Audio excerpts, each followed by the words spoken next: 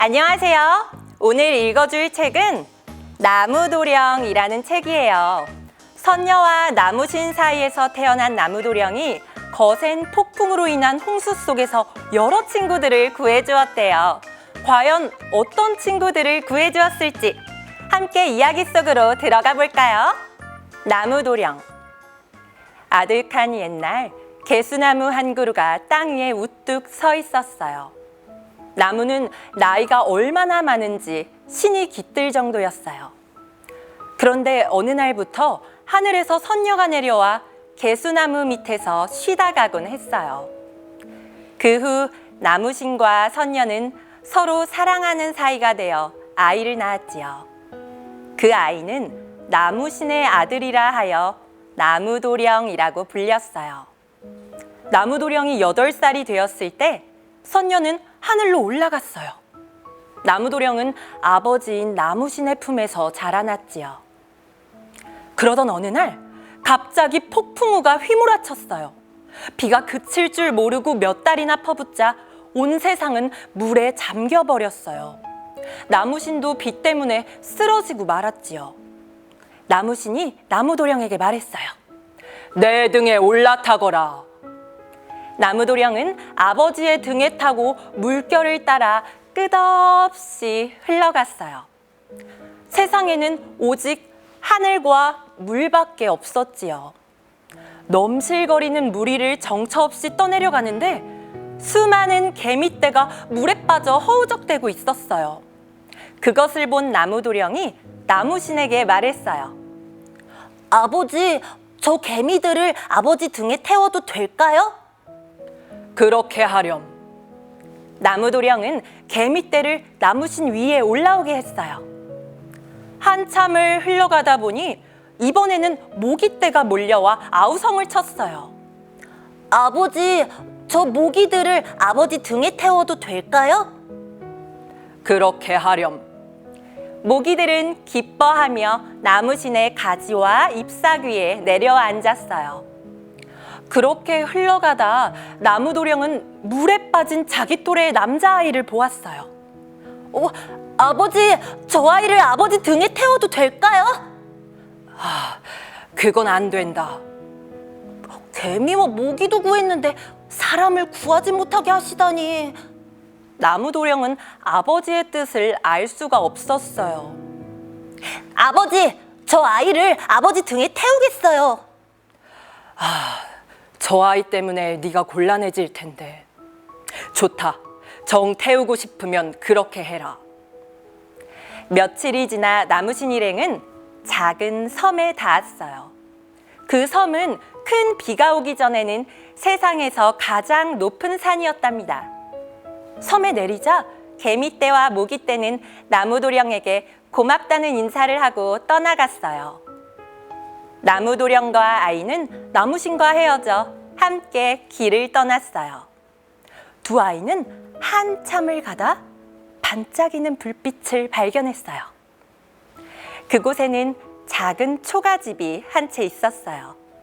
초가집에는 나무도령과 비슷한 또래의 여자아이 둘이 할머니와 함께 살고 있었어요. 한 아이는 할머니의 외동딸이었고 한 아이는 할머니의 몸종이었어요. 비가 그치고 물이 빠지자 5사람은 모두 산에서 내려왔어요. 이제 세상에는 아무도 없고 오로지 이 5사람 뿐이었지요.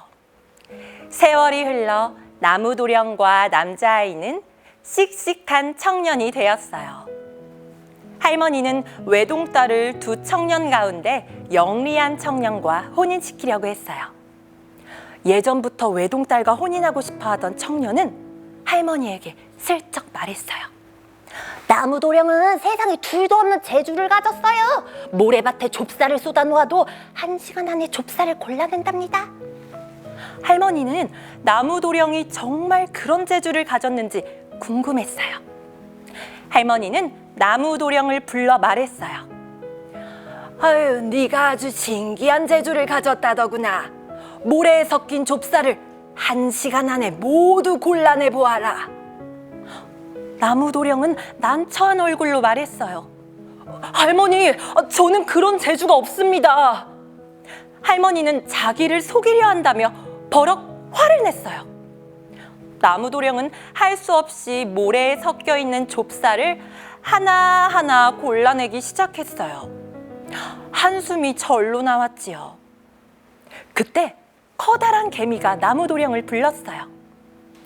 나무도령님! 무슨 걱정이라도 있으세요? 저는 나무도령님이 살려준 개미랍니다. 무엇이든 도와드릴게요. 나무도령은 개미에게 모래와 좁쌀 이야기를 했어요.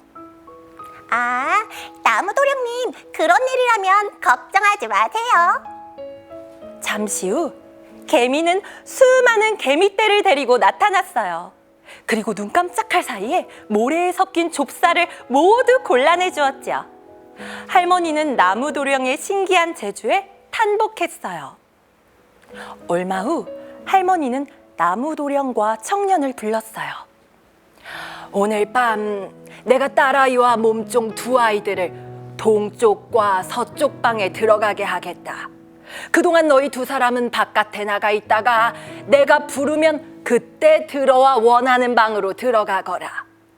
그렇게 해서 만나는 사람이 너희들의 짝이란다.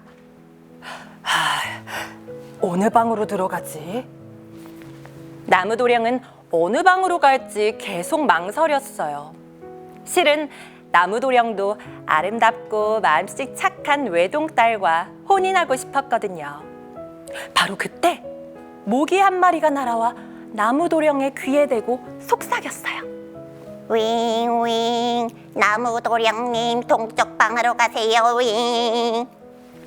나무도령이 목숨을 구해준 바로 그 모기였어요. 나무도령은 망설임 없이 동쪽 방으로 들어갔지요. 과연 그 방에는 외동딸이 있었어요. 서쪽 방으로 들어간 청년도 할머니의 몸종과 짝을 지었어요. 그리고 그 두 부부는 세상 모든 사람들의 조상이 되었다고 합니다. 친구들, 나무도령 이야기 잘 들었나요? 작은 생물들을 위하는 따뜻한 마음을 지닌 나무도령이 참 멋지네요. 우리 친구들도 나무도령처럼 주변의 어려움을 지나치지 않고 도와줄 수 있는 사람이 되기로 약속! 그럼 다음 시간에 또 만나요. 안녕!